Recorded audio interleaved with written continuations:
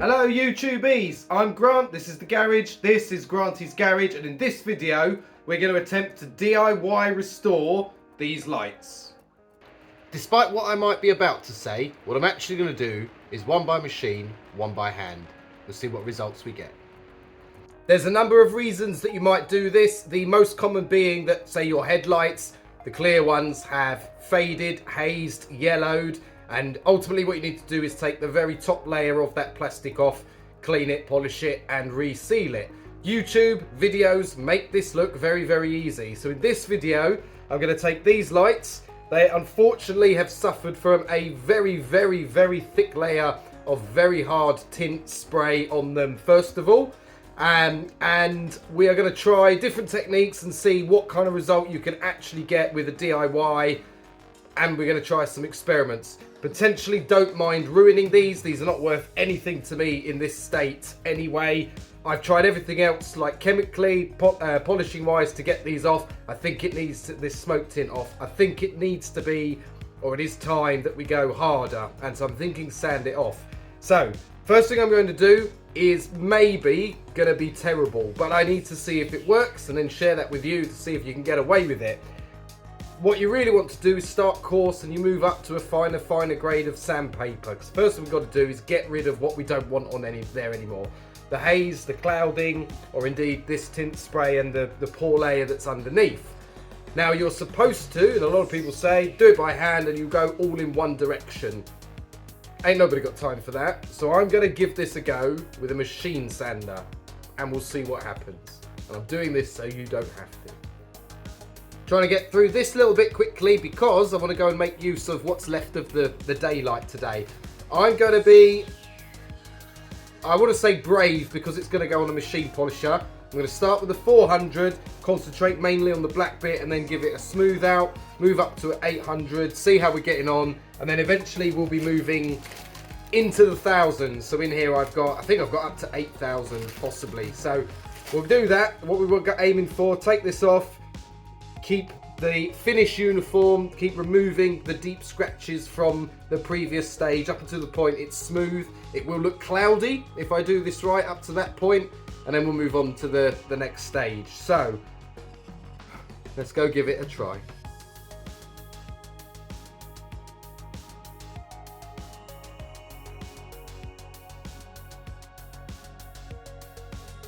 Right, the light is gone and the weather has failed. You might hear the rain, sorry about that. This is where we got to with the machine sanding with the 400s. Still need to go over it with the next one. You can see it's kind of clouded, which is what we expected.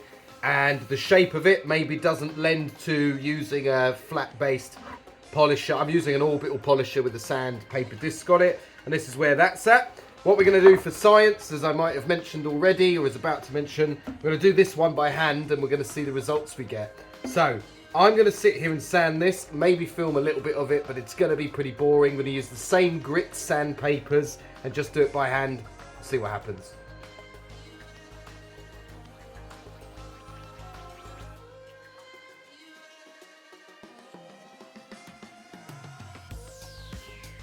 Here we are after the 800, so did all the 400, done all the 800. On the right is the one done by the polisher, or sander, and on the left is hand. I don't think they look particularly different, but this one took a lot longer and was a lot more tiring. Obviously bear in mind if you're doing these on the car, mask up plenty of the car itself around the light.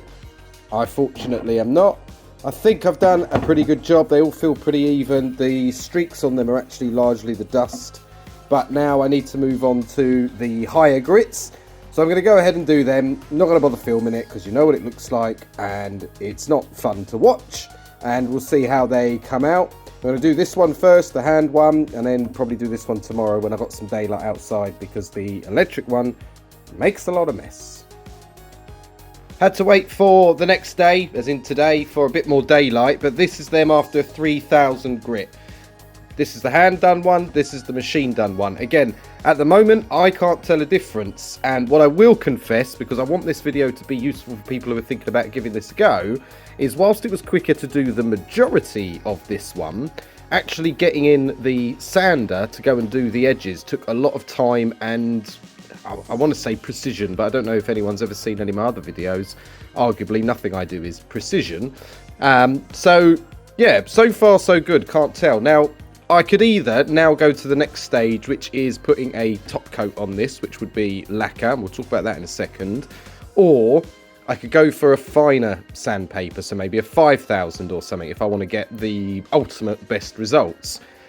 I'm going to be honest, I don't think I want to sand them anymore, and for the sake of exploring whether or not this is as DIY friendly as a lot of videos make it out to be, I'm tempted to leave it there for the nearly hours that have been put in for this. I think we're going ahead and see what kind of results we can get. So I'm going to give these a proper clean. I mean, with like some alcohol just to help take off any grease, residue, dirt, anything like that, so they're as clean as possible. And then probably give them a top coat. Actually, I might have lied a little bit there, because there is another step. I need to give them a polish. I'm going to use just a regular car polish, because we're not doing like body work here. We're just using it to help make it even finer. And a polishing pad on the one I'll do by hand. And on this one, I'll use my random orbital buffer with a, what's it called? Like a wool bonnet on it.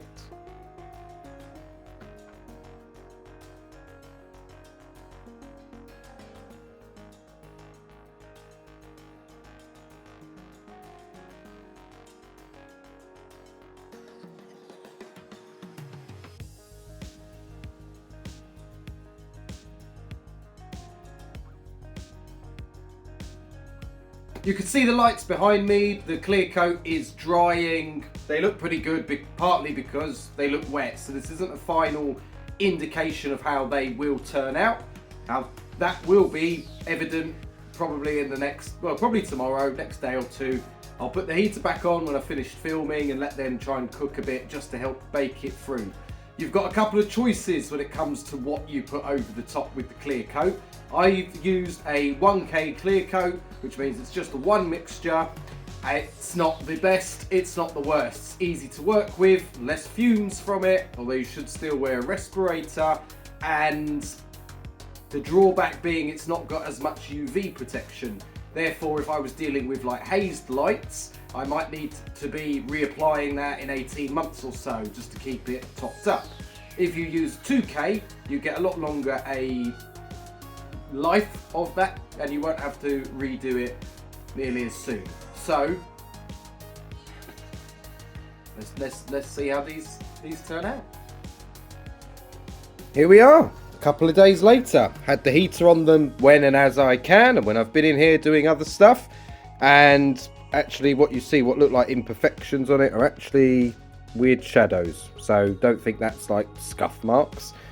But I think they turned out pretty good. Better than I thought they would, actually. On the left, this one was all done by hand. On the right, this one was mostly done by machine. The sanding, certainly.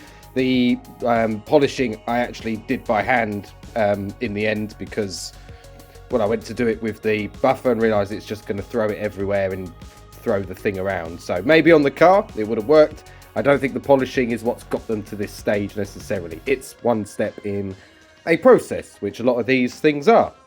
So, can you do it at home?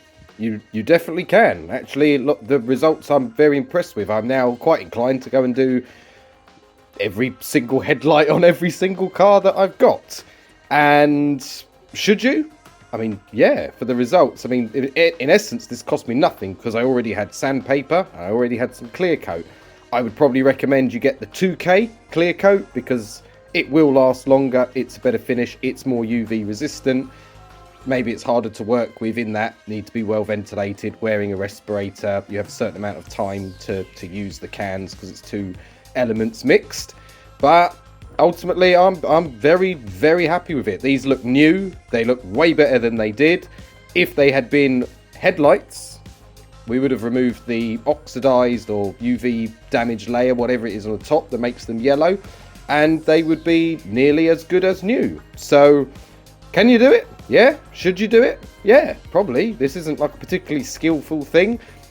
Maybe from experience of other jobs that I've done, maybe being able to lay paint on it in like decent coats without runs is something I've picked up from spray painting a lot of stuff. But other than that, this is a relatively low skill, low effort job. Just be patient. It's all in the prep, so do all the prep properly. Take your time and do it. Appreciate it's going to take some hours, especially if you're doing it by hand. And I highly recommend anybody using spray cans, get a heater on whatever you're painting. While you're painting it, there's a large amount of solvent in the cans to make the paint or the coat able to get through the tiny nozzle on the spray can itself. By using the heat, you allow that solvent to evaporate faster and it doesn't get kind of left in anywhere that it shouldn't. It also helps them cure faster. Clear coat needs to cure.